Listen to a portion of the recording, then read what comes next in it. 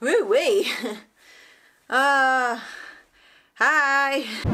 Okay, I don't know what happened there, but yeah, I'm back. I don't know what happened. April just got away from me after Kevin's birthday. How you guys doing? I'm all over the place. It was a real struggle for me to hit record today. I was really like, and the reason why, well, I didn't know the reason why I didn't want to vlog. I was like, why don't I want to vlog all these moments that are happening? Because a lot of moments have been happening. And I figured it out. I thought I kind of like had a hint of it earlier, but I'm pretty sure.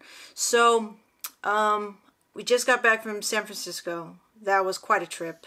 So cold up there. Crazy city, crazy drivers. Wow. Fuck out the way. Crazy roads, crazy houses. What an experience. Very grateful. I'm just breaking down right now. we got there, pretty good Airbnb, pretty good time eating, napping, enjoying each other's company, trying to relax a little bit. And then we had an engagement shoot out there, which that's a separate video. But then afterwards, our client, Thao, and their names are Thang and Thao. Ugh, I get them mixed up. I'm sorry, guys. But Thang actually works for, he's an art director, working on special effects and stuff like that. And he just so happens to work sometimes on Star Wars. And you know me and Kevin. We're big fans. And we got to take a tour of ILM Studios there in San Francisco, next to the Palace of the Arts. Wow. That was an amazing experience. Thank you so much for that. I couldn't do any video in there. But nonetheless, amazing opportunity. What a day. Let me get back to the things that were happening. So the reason why I didn't want to vlog was because my mind, my thoughts were just all literally just really like up in the air, and I didn't want to make a video talking about these things because they weren't certain, and even right now they're not certain. But I said to myself, you know what, this is still an exciting time worth documenting, because this is just going to happen in life, guys, where there's going to be decisions and moments where it's like you're so afraid of the good that can happen. You're so afraid of the bad that can happen, but you're just as much as afraid as the good that can happen. And with me, I so much don't want to be disappointed, and so I won't acknowledge it. I won't allow myself to feel it, because I don't want to be let down. And I think it's a little bit of a backwards approach. I think it makes sense, because if you've been burned before, right? You just put up your guard. It's like being cheated on or something like this. You always kind of, you know, look around the corner. I hate to make that analogy, but that's really what it is. Once you've been burned, you always see things. You're just on guard. Your defense is up. So that's kind of how I felt about this thing that was happening. And what is that thing? Oh my God. It's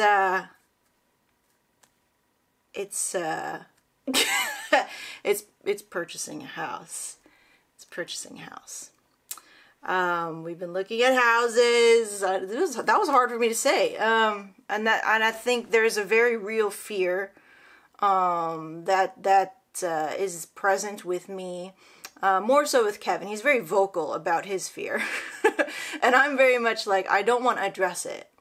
I would rather sweep it under the rug and be like, we'll handle it. But I think it's something important to bring up in this vlog, for not for just, you know, documenting it, but for myself, to make myself more aware that I have a tendency of shutting off my emotions when things are not going my way, because it's my survival instinct. It's my defense mechanism, because I feel so much, especially with the topic of our home, because that's just one of my biggest goals in life.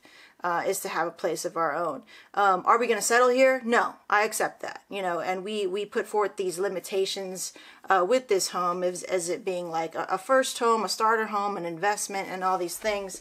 But still, the idea, the concept of we could be by ourselves in a home where I get to choose every little thing, or we get to choose every little thing in this home and design it and make it ours. And my mentor, I was on the phone with him, and he's like, you don't really have to do that. You could just keep doing what you're doing. And I was like, actually, no. I just, you know, different strokes for different folks. For me, this is just, it's so important. And everybody has the right to live the life that they want to live. And if they believe that they want to rent forever, fine. If they want to live in a back house forever, fine. You do what you want to do. This is what I want to do with my life. This is my life. I could die tomorrow. I want to take every opportunity and feel at least that I lived my life, not somebody else's. Am I being selfish? Am I being entitled? Am I being impatient? If that's what it is, and if that's what you think I'm being, then maybe that's true. Maybe it's not.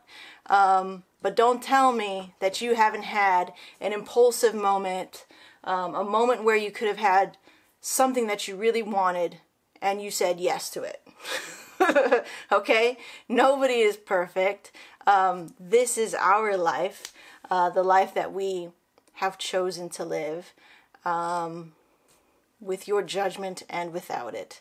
I respect the people who I respect, but this is it. And so I just found it kind of interesting to see that fear that I have, and the squirminess I have about documenting it and how I feel about it, because it's now gotten to the point where we're talking numbers, we're signing documents, and this stuff, and now it's getting real.